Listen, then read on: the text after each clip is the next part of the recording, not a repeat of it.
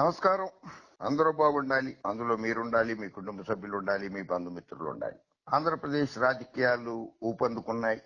కేంద్ర ఎన్నికల సంఘం పరిశీలకులు వచ్చారు.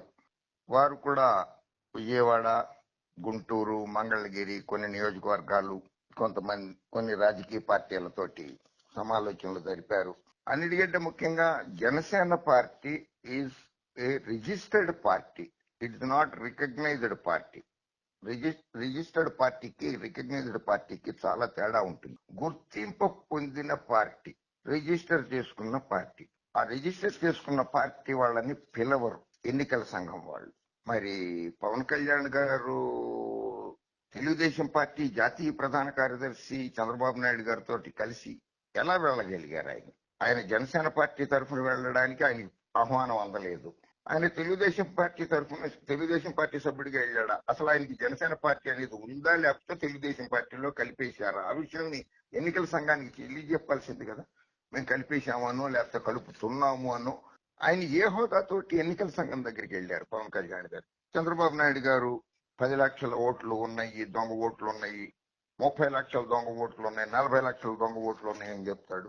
ఆయన చంద్రబాబు నాయుడు గారు చంద్రగిరిలో 30,000 ఓట్లు కొత్త ఓట్లు ఉన్నాయన్నట్ట, 40,000 ఓట్లు ఉన్నాయని చెప్తున్నాడు ఎన్నికల సంఘం దగ్గరికి. చంద్రబాబు నాయుడు ముఖ్యమంత్రిగా ఉండగా 2019లోనే 28,000 కొత్త ఓట్లు వచ్చాయి. 2019లో 2,91,734 ఓట్లు ఉన్నాయి 2019లో. 2024లో 3,08,672 ఓట్లు ఉన్నాయి. 3,08,672. అంటే 5 సంవత్సరాలలో 16,938 కొత్త ఓటర్లుగా నమోదు చేసుకున్నారు. 16,938. అంటే తిరుపతికి అతి సమీపంలో ఉన్న పట్టణం ఏదన్నా ఉందా అంటే చంద్రగిరి. తిరుపతి చాలా ఇరుక్కుగా అయ్యే పరిస్థితులు ఉన్నాయి గనక అవుటర్కి వెళ్ళి కొంచెం దూరం వెళ్ళి ఇల్లు కట్టుకునే వాళ్ళు ఉంటారు. అక్కడికి వెళ్ళి ఓటు నమోదు చేసుకునే అవకాశం వాళ్ళకు ఉంటుంది కదా. అది ఓటు నమోదు చేసుకునే అవకాశం లేకుండా చేయగలడా చంద్రబాబు నాయుడు? ఆ హక్కు చంద్రబాబు నాయుడుకి ఎక్కడది? 3 పిల్లల్ని కనమని చెప్తున్నాడు. ఒక్కొక్క ఇంట్లో 3 పిల్లలు ఉన్నారేమో అక్కడ వాళ్ళందరికీ ఓటు హక్కులు ఉన్నాయేమో. వాళ్ళని అవమానపరుస్తాడే చంద్రబాబు నాయుడు. అలాగే ఆయన అంటాడు పక్షపాతంగా వ్యవహరించే కలెక్టర్లు, ఎస్పీలని బదిలీ చేసేయాలి. ఎవరు చేస్తారు? Election commission of India. ఎన్నికల కోడ్ వచ్చిన తర్వాత, ఎన్నికల నియమావళి వచ్చిన తర్వాత, ఎన్నికల నిబంధనలు అమల్లోకి వచ్చిన తర్వాతే ఎన్నికల సంఘం ఆ చర్యలు తీసుకోగలుగుతుంది. ఎన్నికల ముందు తీసుకోలేదు. ఆ హక్కు ఎన్నికల సంఘానికి కూడా లేదు. ఎందుకంటే ప్రజలు ఎన్నుకున్నటువంటి ప్రభుత్వం ఇక్కడ ఉన్నది. ఎన్నికలు వచ్చిన తర్వాత అంటారా, అది ఎన్నికల సంఘం చేతిలోకి వెళ్ళిపోతుంది గనక అప్పుడు వాళ్ళు చేయొచ్చు. 14 సంవత్సరాలు ముఖ్యమంత్రిగా ఉండి ఇంత చిన్న లాజిక్ ఎలా మిస్ అయిపోతారు చంద్రబాబు నాయుడు గారు మీరు? కేంద్ర ఎన్నికల సంఘం ప్రధాన కమిషనర్ కు రాసిన లేఖలో చంద్రబాబు, పవన్ కళ్యాణ్ లేఖ కూడా రాశారట. పవన్ కళ్యాణ్ గారు ఏ హోదాలో రాస్తాడు? ఆయన జనసేన పార్టీ అధ్యక్షుడిగా రాశాడా, తెలుగుదేశం పార్టీ కార్యకర్తగా రాశాడా? ఆయన అది కూడా చెప్పాలి కదా. ఆయన ఆంధ్రప్రదేశ్ లో తుది ఓటర్ల జాబితా ప్రచురణకు ముందే ఓటర్ల జాబితాలో అవకతవకలకు కారణమైన అధికారులందరిపైన కూడా ఎఫ్ఐఆర్ నమోదుతో పాటు ఛార్జ్ షీట్లు వేసి దోషులను శిక్షించాలని తెలుగుదేశం పార్టీ అధినేత జనసేన అధినేత పవన్ కళ్యాణ్ కోరారు. పక్షపాతంగా వ్యవహరించే కలెక్టర్లు, ఎస్పీలు, ఈఆర్ఓలను బదిలీ చేసేలా ఆదేశాలు ఇవ్వాలని కేంద్ర ఎన్నికల సంఘం ప్రధాన కమిషనర్ కు రాసిన లేఖలో వారు విజ్ఞప్తి చేశారు. మంత్రులు, ఎంపీలు, వాలంటీర్లు, సచివాలయ ఉద్యోగులపై చేసిన వ్యాఖ్యలకు సంబంధించిన వీడియో రికార్డులను లేఖలకు జత చేశారు. రాష్ట్రంలో స్వేచ్ఛాయుత, నిష్పక్షపాత ఎన్నికల నిర్వహణకు ఈసీ ఉక్కు పిడికిలు బిగించాలని కోరారు. బాగా చెప్పారు సార్ చంద్రబాబు గారు. అసలు అరెస్ట్ చేయాలంటే వస్తే మిమ్మల్ని ముందు అరెస్ట్ చేయాలి. మీరు ముందే అన్నిటికీ స్టేలు తెచ్చుకుంటానికి రెడీగా ఉండిపోతుంటారు. ఆయన ఏ న్యాయస్థానం ఆదేశాలు జారీ చేసి అరెస్ట్ వారెంట్ ఇష్యూ చేసినా పై న్యాయస్థానానికి వెళ్ళి మీరు బెయిల్ తెచ్చేసుకునే స్థాయి మీకు ఉన్నది. మీరు జాతీయ నాయకులు కదా, అది తెచ్చుకోగలరు. అందుకని అసలు ఎఫ్ఐఆర్ నమోదు చేయాల్సింది మీ మీద, ఛార్జ్ షీట్ నమోదు చేయాల్సింది మీ మీద, జగన్మోహన్ రెడ్డి మీద కాదు, కలెక్టర్ల మీద కాదు, ఎస్పీల మీద కాదు. స్థానిక సంస్థల ఎన్నికల్లో పోలీసులు బెదిరింపులు, అధికార వైకాపాతో కుమ్ముక్కై తెలుగుదేశం నాయకులు తప్పుడు కేసుల్లో ఇరికించి అరెస్టు చేస్తున్న పోలీసులపై దృష్టి పెట్టాలి.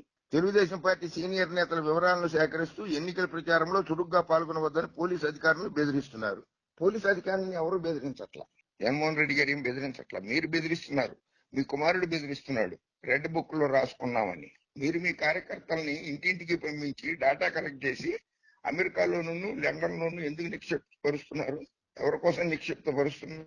అమెరికాలో డేటా సెంటర్లోను లండన్ డేటా సెంటర్ లో ఎందుకు పెడుతున్నారు మీరు? దాని మీద కూడా ఈసీ దృష్టి సారించాలి. ఎలక్షన్ కమిషన్ ఆఫ్ ఇండియా చేయాల్సింది ఎలక్షన్ కమిషన్ ఆఫ్ ఇండియా చేస్తుంది. ఓటర్ల నమోదు అవన్నీ ఓటర్లు తొలగించడం నమోదు చేయడం election commission of India duty కాదు. హైదరాబాద్ లో మీరు చెట్ల కిందను పుట్ల కిందను రేకుల షెడ్ల దగ్గరను బస్ స్టాపుల్లోను Kukatpally bus stop, Vanasthalipuram bus stop, Chandanagar bus stop, Nizampet bus stop, కళ్యాణం మండపాలలో టేబుల్స్ వేసేసి ఓటర్లుగా ఆంధ్రప్రదేశ్ ఓటర్లుగా తెలంగాణలో నమోదు చేస్తున్నారు మీరు. 1 vote 1 ఇండియా, 1 ఇండియా 1 vote. భారతదేశంలో ఎక్కడైనా సరే ఒకటే చోట ఒక ఓటు ఉండాలి, ఒకటే చోట ఉండాలి ఓటు, 2 చోట్ల ఉండకూడదు. మరి పవన్ కళ్యాణ్ గారు ఎలా మార్చుకున్నారు? విజయవాడలో ఉండే ఓటుని Mangalagiri Janasena party office address తోటి ఎలా మార్చుకోగలిగారు ఆయన? అది నియమ నిబంధనలకు విరుద్ధం కాదా? మీరు తెలంగాణ నుంచి ఆంధ్రప్రదేశ్ కి మార్చుకున్నారు మీరు, ఎందుకంటే అక్కడ స్థిర నివాసం ఏర్పరచుకున్నారు మీరు కరకట్ట మీద.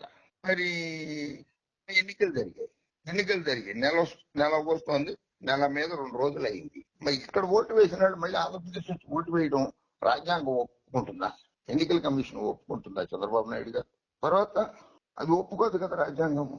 మీరు ఎన్ని తప్పులు చేస్తున్నారన్నది స్పష్టంగా తెలిసిపోతోంది.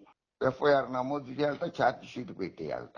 మీరు ఇన్ని లక్షల ఓట్లు నమోదు చేయించారు. ఆళ్ళ రామకృష్ణారెడ్డి గారి గతంలో మంగళగిరిలో మీరు 30 ఓట్లు నమోదు చేయిస్తే ఎన్నికల సంఘానికి ఫిర్యాదు చేసి తీయించేశారు కదా. లేకపోతే మీరు 30 దొంగ ఓట్లతోటి లోకేష్ బాబుని ఎమ్మెల్యేగా గెలిపించుకుందాం అనుకున్నారు కదా. మీరు నిజం కాదా? ఇది వాస్తవం కాదా? దొంగ ఓట్లతో గెలవాలనే ఆలోచనలో వైకాపా ఆంధ్రప్రదేశ్ లో వైఎస్ఆర్ కాంగ్రెస్ పార్టీ ప్రభుత్వంపై తీవ్ర స్థాయి ప్రజా వ్యతిరేకత రావడంతో దొంగ ఓట్లతో గెలవడమే మార్గమనే అభిప్రాయానికి ఆ పార్టీ నేతలు వచ్చారని, రాజకీయంగా వ్యవహరిస్తున్నారని తెలుగుదేశం పార్టీ అధినేత చంద్రబాబు నాయుడు ధ్వజమెత్తారు. కేంద్ర ఎన్నికల సంఘం ఏర్పాటయ్యాక ఇంతటి ఘోర పరిస్థితులు ఎన్నడూ చూడలేదని దుయ్యబట్టారు. అంటే వాళ్ళు మీతో చెప్పారా మేము చూడలేదు సార్ అని? కేంద్ర ఎన్నికల సంఘం ఎప్పుడు ఏర్పడింది? 1956లో ఏర్పడింది. అప్పటి నుంచి ఉన్న ఆఫీసర్లు, అధికారులు, కమిషనర్లు అందరూ కూడా మీతో చెప్పేశారు అయ్యి అప్పటి నుంచి మేము ఎప్పుడు చూడలేదు సార్ అని చంద్రబాబు నాయుడు గారు మీతో చెప్పారు. వాళ్ళు కేంద్ర ఎన్నికల సంఘం అధికారులు ఎన్నికల్లో తెలుగుదేశం పార్టీ జనసేన నాయకులు కార్యకర్తలను పనిచేయకుండా వారికి నోటీసులు ఇచ్చి ఎంఆర్ఓల దగ్గర బైండ్ ఓవర్ చేస్తున్నారని విమర్శించారు. తప్పేం లేదు. రౌడీల్ని, రౌడీ షీటర్లని, భూ కబ్జాదారుల్ని, మానభంగాలు చేసేవాడిని, బస్సు దహనాలు చేసేవాడిని, ప్రభుత్వ ఆస్తులను ధ్వంసం చేసేవాడిని, బస్సులపై రాళ్లు రువ్వేవాళ్ళని, ఇసుక అక్రమ దందా చేసేవాడిని, మద్యం అక్రమ దందా చేసేవాళ్ళ మీద బైండ్ ఓవర్ కేసులు జైల్లో నొక్కియాలి. ప్రజలు అదే కోరుకుంటున్నారు. డిసెంబర్ 22, 23 తేదీల్లో రాష్ట్రానికి వచ్చిన కేంద్ర ఎన్నికల సంఘం బృందానికి వినతి పత్రం ఇచ్చాం. దీనిపై రాష్ట్ర ప్రధాన ఎన్నికల అధికారి ఇచ్చిన చర్యల నివేదిక సరిగ్గా లేదు. ఆరోపణలు ఎదుర్కొంటున్న వారిపై ఎఫ్ఐఆర్ నమోదు చేస్తే సరిపోదు, విచారించి ఛార్జ్ షీట్ నమోదు చేయాలి. దోషులను శిక్షిస్తేనే అవకతవకలకు అడ్డుకట్టపడుతుంది. ఆహా, అడ్డుకట్టపడుతుంది. తమరే సార్, తమరే ఆద్యులు దొంగ ఓట్లు చేయించడంలో గాని, దొంగ ఓట్లు నమోదు చేయించడంలో గాని, దొంగ ఓట్లతో గెలవడంలో గాని మీరే నెంబర్ 1 ఇన్ ఇండియా. భారతదేశంలో నెంబర్ 1 చంద్రబాబు దొంగ ఓట్లు నమోదు చేయించడంలో కూడా. కుప్పంలో ఎన్ని దొంగ ఓట్లు నమోదు చేయించారు మీరు? దొంగ ఓట్లతోటి 7 సార్లు గెలిచింది చెప్పండి చంద్రబాబు గారు. దొంగ ఓట్లతోటి గెలిచారు కదా 7 సార్లు కూడా. ఇంకోటి విజ్ఞప్తి ఏంటంటే కేంద్ర ఎన్నికల సంఘానికి, పార్లమెంట్ ఎన్నికలు వచ్చినప్పుడు తెలంగాణలో అసెంబ్లీ ఎన్నికలు ముగిసిపోయినాయి గనక పార్లమెంట్ ఎన్నికలు తెలంగాణలో ఏ రోజు నాడు జరుగుతాయో అదే రోజు నాడు ఆంధ్రప్రదేశ్ 175 శాసనసభ స్థానాల్లోని ఎన్నికలు జరిపేయాలి. తెలంగాణలో లోక్సభ ఎన్నికలు ఏ రోజు నాడు జరుగుతాయో ఆంధ్రప్రదేశ్ లోని 175 శాసనసభ నియోజకవర్గాలలో ఎన్నికలు జరపాలి. అది కేంద్ర ఎన్నికల సంఘానికి విజ్ఞప్తి చేస్తున్నా. వైఎస్ఆర్ కాంగ్రెస్ పార్టీ వాళ్ళు కూడా చేసి ఉండొచ్చు, నేను కూడా చేస్తున్నా. 175 శాసనసభ నియోజకవర్గాలకి ఆంధ్రప్రదేశ్ లో తెలంగాణలో లోక్సభకు జరిగిన రోజు నాడే జరపాలి. అప్పుడే తెలంగాణలో ఉన్నటువంటి ఆంధ్ర సెటిలర్స్ ఎవరైతే ఉన్నారో అక్కడికి వచ్చి ఓటేయడానికి ఆస్కారం ఉండదు. ఇక్కడ ఓట్లు వేస్తారు కనుక అక్కడ ఓటేయడానికి ఆస్కారం ఉండదు. అదే కాక ఇక్కడ ఓటు తొలగించుకుంటే 6 నెలలు ఆంధ్రప్రదేశ్ లో నివాసం ఉండాలి కంపల్సరీగా. తెలంగాణలో రద్దు చేసుకుని ఆంధ్రప్రదేశ్ లోకి రావాలంటే కూడా ఆంధ్రప్రదేశ్ లో 6 నెలలు నివాసం ఉండాల్సిందే అనేటువంటి ఏదైతే ఉందో దాన్ని తప్పనిసరిగా అమలు చేయాల్సిందిగా కేంద్ర ఎన్నికల సంఘానికి విజ్ఞప్తి చేస్తున్నా. 7 సార్లు గెలిచినా 8 సార్లు గెలిచినా చంద్రబాబు నాయుడు గారు దొంగ ఓట్లతోటి గెలిచారని రాష్ట్ర ప్రజలందరూ అనుకుంటున్నారు. కనుక మీరు చెప్పేవి శ్రీరంగ నీతులు, దూరేది ఇది నేను అన్ను, అది అందరికీ తెలుసు. కనుక చంద్రబాబు గారు నోరుంది కదా అని ఇష్టం వచ్చినట్లుగా అసత్యాలు ప్రచారం చేయకండి. ప్రజల్లో చులకన కావద్దు. మీరు మహానాయకుడు, మహారాజకీయ చతురత ఉన్నదని అనుకుంటున్నారు, మీకు మీరే అనుకుంటున్నారు. మిమ్మల్ని మీరు అప్రచాణికుడు అని చెప్పి మీ పచ్చ మీడియా మీకు బిరుదు ఇచ్చేసింది. అపరా లేదు, చాణక్యుడు లేదు, ఏదీ లేదు మీ దగ్గర. అసత్యాలు చెప్పటం, అబద్ధాలు చెప్పటం, ఉన్నవి లేనివి చెప్పటం తప్పితే ఇంకోటి లేదు. ఓకే, ఇకనైనా ప్రజల పక్షాన్ని నిలబడి ప్రజల తరఫున పోరాడండి.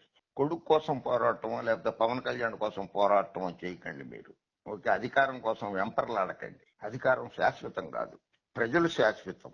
ప్రజల మనోభావాలు శాశ్వతం, ప్రజల అభివృద్ధి శాశ్వతం, ప్రజల సంపద సృష్టి శాశ్వతం, రాష్ట్రాభివృద్ధి శాశ్వతం, దేశాభివృద్ధి శాశ్వతం. దాన్ని గుర్తుంచుకోండి చంద్రబాబు నాయుడు. జై హింద్.